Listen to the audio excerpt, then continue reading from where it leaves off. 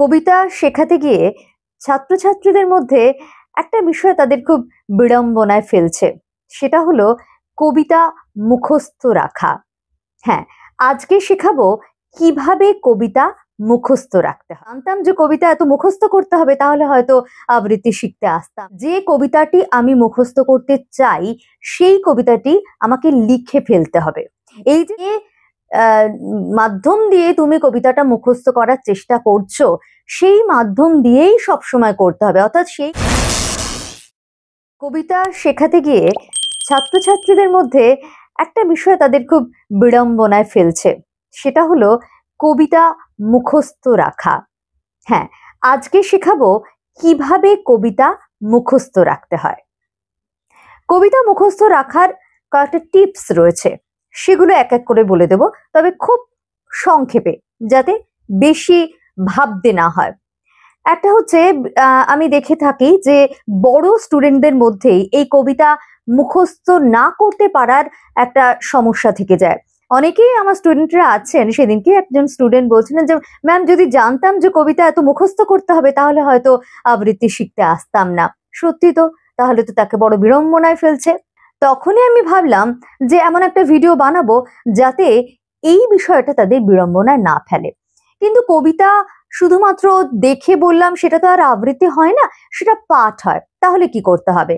প্রথমত, যে কবিতাটি আমি মুখস্থ করতে চাই সেই কবিতাটি আমাকে লিখে ফেলতে হবে। এই যে যখন লিখছি তখন লেখার সঙ্গে সঙ্গে কোথাও গিয়ে কিন্তু আমার স্মৃতিতে একটু হলেও সেই কবিতাটা থাকবে। তারপর সেই কবিতাটা রিডিং পড়তে হবে। সবসময় যে সঙ্গে সঙ্গে সে আবৃত্তি করার মতো পড়তে হবে তা কিন্তু নয়, রিডিং পড়তে হবে, কয়েকবার রিডিং পড়তে হবে। এবং সেই সঙ্গে অনুশীলনের তো ভীষণভাবে দরকার রয়েছে, কারণ আমি যখন কোথাও কিছু শিখবো তখন তো সেটা চর্চা করতে হবে। এই চর্চা করার সময় কিন্তু বেশ ওই সময় কবিতাটা মুখস্থ হয়ে যায়। এই চর্চা যত করতে পারা যাবে ততই কবিতা মুখস্থ হয়ে যাবে। আরো একটা বিষয়, যে একসঙ্গে কিন্তু পুরো কবিতাটা মুখস্থ করার চেষ্টা কখনো করো না। যে কবিতা যতগুলো স্ট্যান্জা আছে প্রত্যেকটা ধরে ধরে ধরে ধরে একটু একটু করে কবিতা মুখস্থ করার যদি তুমি চেষ্টা করো, তাহলে দেখা যাবে যে এই কবিতা খুব তাড়াতাড়ি করে মুখস্থ হয়ে যাচ্ছে। কিন্তু সেই চেষ্টা চালাতে হবে। আরো একটা বিষয়, যে এখন অনেকে মোবাইল দেখে কবিতা বলেন, কেউ বই দেখে কবিতা বলেন, আর আমাদের সময় আমরা খাতা বা ডায়েরি দেখে কবিতা বলতাম। এখন তো বেশিরভাগই মোবাইল দেখে কবিতা বলেন। কিন্তু যখন এই কবিতা প্র্যাকটিস করা হচ্ছে, সেটা কি খাতা দেখে, নাকি সেটা বই দেখে, নাকি সেটা মোবাইল দেখে, সেটা দেখতে হবে। অর্থাৎ যে মাধ্যম দিয়ে তুমি কবিতাটা মুখস্থ করার চেষ্টা করছো সেই মাধ্যম দিয়েই সবসময় করতে হবে। অর্থাৎ সেই কবিতাটা যখন আমি বলছি তখন যেন আমার মোবাইল দিয়ে, যদি আমি মোবাইলে লেখা আছে সেখান থেকে আমি, অর্থাৎ ফোনে লেখা আছে সেখান থেকে আমি পড়ছি, সেটাই যেন হয়, সেটাই যেন সবসময় সেই মোবাইল দেখেই যেন প্র্যাকটিস করা হয়।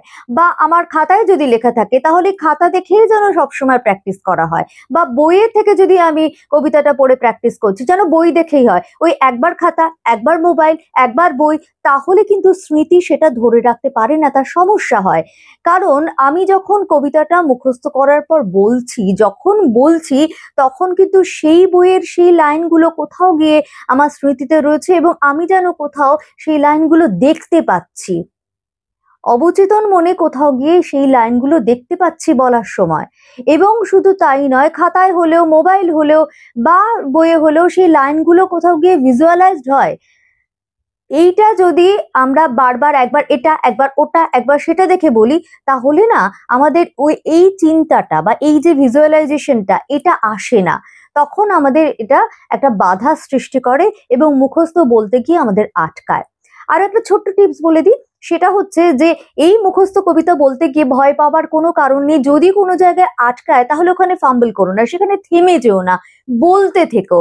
কোনো না কোনো ভাবে তুমি না থেমে গিয়ে যদি বলতে থাকো তাহলে কবিতাটা বাধা প্রাপ্ত হয় না। আর মানুষ অত সব কবিতা মুখস্থ করে বসে নেই যে সবসময় তোমাকে একদম ধরবে, ওই লাইনটা তুমি ভুল বলেছো, ওই শব্দটা তুমি ভুল বলেছো।